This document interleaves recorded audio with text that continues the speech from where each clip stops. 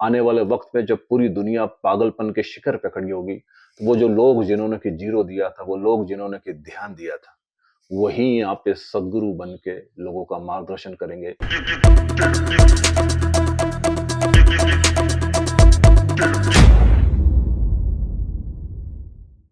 आज एक बहुत ही महत्वपूर्ण प्रश्न लेकर मैं आई हूँ और मैं आशा करती हूँ कि शो शुरू होने से लेकर शो खत्म होने तक जिस तरह से आप थे उस तरह से नहीं रहेंगे।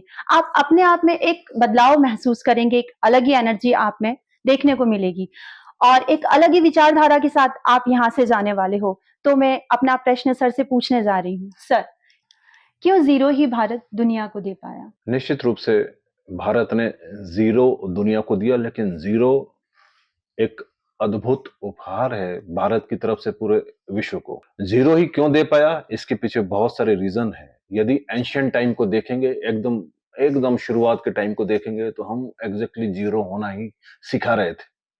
हमारे जो मठ थे, हमारे जो गुरुकुल थे, या 2500 साल पहले जो बुद्ध थे, जो महावीर थे, या जो भी ऋषि मुनि हुए, वो सब जीरो ही सिखाने की कोशिश कर रहे थे।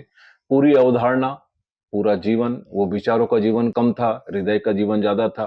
वो बुद्धि का जीवन कम था, वो अंतर प्रज्ञा का जीवन ज्यादा था। एक एक व्यक्ति जीरो ही हो जाना चाहता था, क्योंकि हम बहुत गहरे से समझ गए थे कि जीरो होना ही दूसरे अंदाज में पूर्ण हो जाना है। चूंकि ये स्पिरिचुअल कंट्री रही है, चूंकि ये आध्यात्मिक रहा है मामला, तो हम विज्ञान से पीछे रहे। उस वक्त निश्चित रूप से विज्ञान की तरफ हमारा ध्यान ही नहीं था। विज्ञान हमसे बिल्कुल अलग था, क्योंकि हम बुद्धि के आधार पर ही बल्कि अंतर प्रज्ञा को जगाने पे प्रयासरत थे।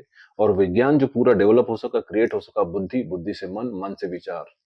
वैज्ञानिक को देखेंगे कि ज्यादा से ज्यादा विचारशील लोग वो हैं, और हम ज्यादा से ज्यादा अंतर प्रज्ञा वाले लोग थे, भीतर ही भीतर को खोज रहे थे। उस वक्त की आबोहवा कुछ ऐसी थी कि चारों तरफ शून्य शून्य ध्यान ही चल रहा था।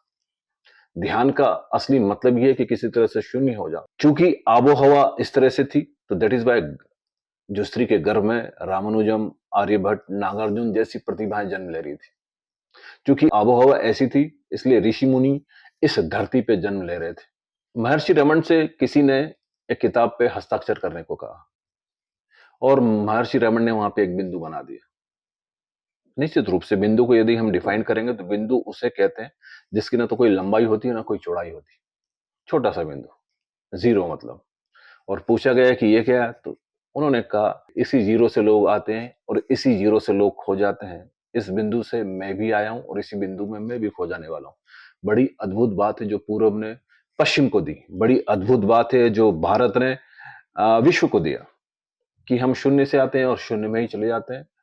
वो यदि पदार्थ पे, वो यदि बुद्धि पे, वो यदि किसी नई नई खोजों पे काम कर रहे थे, तो हमारा मामला पूरा भीतर का मामला था। उनकी खोजें पूरी ब्रहा खोज थी, और हम भीतर से भीतर कितना जाया जा सकता है, कितना जाया जा सकता, उसी पे काम कर रहे थे।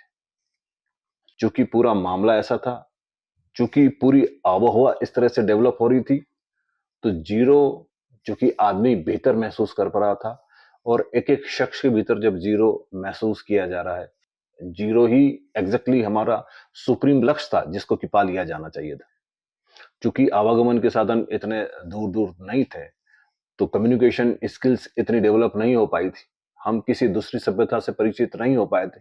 कोई दूसरी सभ्यता, कोई दूसरा देश हमारी सभ्यताओं से परिचित नहीं हो पाया था। जीरो मतलब परमात्मा की मर्जी को मानने वाले, जीरो मतलब शून्य। हमारा ध्यान ही किसी अलग तरह से था। जीरो मतलब ऐसी पूरी कौम जो कि अमन, जो कि शांति के लिए जी रही है। दैट इज वाई जब हमें गुलाम बना दिया गया, तो बड़े असमंजस में पड़े कि एग्जैक्टली ये मैटर किस तरह से हुआ है। इस तरह की कोई शिक्षा ही हमारे पास नहीं थी। तो उस चीज को समझने के लिए, उस बात से उभरने के लिए हमें बहुत ज्यादा वक्त लगा। उसके रीजन ये थे कि हम उसके लिए बिल्कुल भी तैयार नहीं थे। फिर एक बात और समझ में आई कि नहीं, अब दूसरे रूप से भी हमें तैयार होना पड़ेगा। आज की स्थिति में देखता हूं तो बड़ी दुर्भाग्यशाली। निश्चित रूप से आने वाले वक्त में शायद हिंदुस्तान वैज्ञानिक दे सके, जहां पे विज्ञान का या वैज्ञानिक का कोई नामो निशान नहीं, क्योंकि स्थितियां बदल गई है। लेकिन जब हम वैज्ञानिक देंगे, तो निश्चित रूप से शायद फिर पश्चिम उस शून्य को पकड़ ले। क्योंकि मैं देख नहीं पाता हूं कि स्कूलों में, या मैं देख नहीं पाता हूं कि अब कोई मठ, अट कोई गुरुकुल जिंदा है। मैं देख नहीं पाता हूं कि कहीं संस्कृत को बढ़ावा देने के लिए हम कोई कार्य कर रहे हैं। शून्य जिन्होंने दिया, वो शून्य जिन्होंने कि थोड़ा आगे बढ़ाया, शायद वो भी हों तो दुर्भाग्य के आंसू बहाते होंगे कि जिस शून्य को इंडिया ने, भारत ने पूरे विश्व को दिया, वो शून्य ही यहाँ से खोता चला जा रहा है। और मुझे लगता है कि वो नेता जिनके के हाथ में पावर है, उनको हिंदुस्तान की विरासत को यदि समझना है तो उनको ध्यान को, उनको शून्य को वापिस से पुनर्जीवित करना ही होगा। मुझे शून्य से रिलेटेड एक बात याद आती है कि एक गुरु है जो अपने शिष्य को कुछ समझा रहा है, और समझा रहा है, अचानक एक लेटर आया है, और लेटर इसी गुरु के पुराने शिष्य ने उसको भेजा है। बहुत सारे शिष्य बैठे हैं, वो लेटर इनवेलप को फाड़ता है, उसमें से लिखे पत्र को जब वो देखता है, बड़ी अद्भुत बात है, और ये हिंदुस्तान को बहुत अच्छी तरह से डिस्क्राइब करती है। और ऐसी बात मुझे लगता है कि किसी और शास्त्र में विश्व के आप नहीं पा पाएंगे। तो वो लेटर को जब खोलता है जो कि उसके शिष्य ने दिया है, तो वो दाएं से बाएं उसको पढ़ता है। निश्चित रूप से हम लेफ्ट से राइट ही पढ़ते हैं, बाएं से दाएं, फिर वो उसको बाएं से दाएं पढ़ता है। ये ऐसा कैसा लेटर है कि ऐसा पढ़ा, फिर आपने ऐसा भी पढ़ा, फिर उसको ऊपर से नीचे पढ़ता है, फिर नीचे से ऊपर पढ़ता है, फिर वो पलटा के पढ़ता है, फिर वो उल्टा के पढ़ता है, वो चारों तरफ से घुमा के उसको पढ़ता है। और शिष्य बड़े हैरान, बाकी लोग जो बैठे हैं मेहमान, वो बड़े हैरान कि ये मामला क्या है। और वो अपनी बहन जो कि उसकी खुद बुद्ध पुरुष हो चुकी है, वो ये कहता है कि वो जो पर्टिकुलर जो भी नाम है, मेरे शिष्य ने शून्य को जान लिया है, कोरेपन को जान लिया है। उसने लेटर वो भेजा है, उसमें कोई शब्द नहीं है। वो शब्द शब्द जो होते हैं उनको तो पानी की एक बूंद भी मिटा सकती है, लेकिन उसने वो अक्षर भेजे हैं जिसका कि कोई शर नहीं हो सकता। गुरु कहता है कि उसने कोरापन भेजा है, और कोरापन वही भेज सकता है जो भीतर से शून्य हो गया हो। तो यदि गुरु शिष्यों की वो वाली परंपरा देखें हम, तो एक गुरु दूसरे गुरु को कोरापन भेज रहा है। आप समझ सकते हैं कि क्या कन्वर्सेशन रहा होगा, क्या आबोहवा रहेगी, और क्या क्या बच्चे रहे होंगे, किस दिशा में वो आगे बढ़ रहे होंगे, क्या अमृत जानने की तरफ वो जा रहे थे। और आज हम देखते हैं कि किसी भी चीज को यदि हमें पाना है तो आगे की तरफ भागना है, दौड़ते हुए आगे बढ़ना है। लेकिन मुझे लगता है कि एंशियंट टाइम में जब हम देखें तो वो जो मिला ही हुआ है उसको किसी भी तरह से कहीं पे भी पाने की कोई जरूरत नहीं है।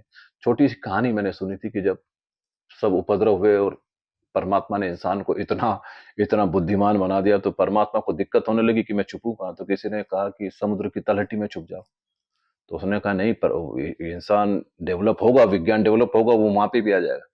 किसी ने कहा कि चंद्रमा पे पहुंच जाओ। तो उन्होंने कहा नहीं, यूरी गागरिन या और कोई जैसा व्यक्ति वहां पे भी पहुंच जाएगा। किसी ने कहा गहरी से गहरी गुफाओं में पहुंच जाओ। तो उसने कहा नहीं, वहां पे भी इंसान पहुंच जाएगा। फिर किसी ने कहा कि इंसान के भीतर ही पहुंच जाओ, वहां इंसान कभी भी नहीं देख पाता है।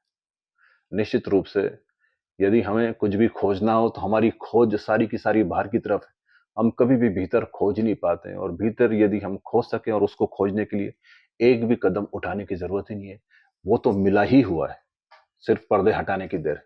और पर्दे यदि हम हटा सकें तो वो जो मिला ही हुआ उसका ज्ञान हो जाता है। पुरानी सारी कीमिया वो जो मिला ही हुआ है उसको ज्ञात करने की कीमिया थी, लेकिन आज के लोग शायद उसको समझ ना पाए। चूंकि आबोहवा वैसी ही थी, चूंकि लोग वैसे ही थे, और आज के परिप्रेक्ष्य में उस पूरे काल को, उस पूरे मामले को समझना बहुत बहुत बहुत कठिन है। क्योंकि कहीं आज मैं देख नहीं पाता हूं कि ऐसी आबोहवा मौजूद है। लेकिन उन पुराने लोगों ने जो ध्यान दिया, जो शून्य दिया, आने वाला वक्त जो कि बहुत पागलपन का मैं वक्त देख पा रहा हूं, क्योंकि आदमी इतने विचारों और इतने मनों से घिरा हुआ है कि वो सो नहीं पा रहा है। काम ही काम, भागना ही भागना, भागना ही भागना। निश्चित रूप से आने वाले वक्त में जब पूरी दुनिया पागलपन के शिखर पे खड़ी होगी, तो वो जो लोग जिन्होंने कि जीरो दिया था, वो लोग जिन्होंने कि ध्यान दिया था, वही यहाँ पे सदगुरु बन के लोगों का मार्गदर्शन करेंगे। तो मैं देख पा रहा हूं कि आने वाले वक्त में हिंदुस्तान, भारत पूरे विश्व को मार्गदर्शन देने वाला है, जीरो और ध्यान के मामले में। क्या बात है सर। फिलहाल तो मेरे पास शब्द ही नहीं है, क्योंकि जीरो जिसके बारे में शायद कोई बात भी नहीं करता है, उस जीरो को आपने इस तरह से डिस्क्राइब किया है, एकदम वो हमारी बुद्धि से परे है, हमारे विचारों से परे है। कोई सोच भी नहीं सकता कि एक जीरो का इतना महत्व है हमारी लाइफ में। और दिन ब दिन हमारी ऑडियंस बढ़ती ही जा रही है आपके इस शो के थ्रू, क्योंकि आपके जवाब जो आते हैं वो बिल्कुल हमारे विचारों से परे होते हैं, हमारी अंतरात्मा तक पहुँचते हैं और हमें जगाते हैं, हमें चेताते हैं। और मैं ऑडियंस से भी यही गुज़ारिश करना चाहूँगी कि हमारे बहुत सारे ऐसी समस्याएँ होती हैं, बहुत सारे ऐसे सवाल होते हैं, जो हम किसी से कह नहीं पाते, जो एक समस्या ही बन के रह जाती है। तो वो आप हमारे शो में ज़रूर बताएँ, कमेंट बॉक्स में ज़रूर लिखिए। तो मैं सर से बात कर आपकी समस्याओं का समाधान ज़रूर होगा और हमारे शो पर इसी तरह बने रहिए, लाइक, सब्सक्राइब और शेयर करना ना भूलिए। इसी तरह से हमारे शो को प्यार और सहयोग देते रहिए। इसी के साथ मैं शीतल शर्मा इस शो से विदा लेती हूँ। धन्यवाद।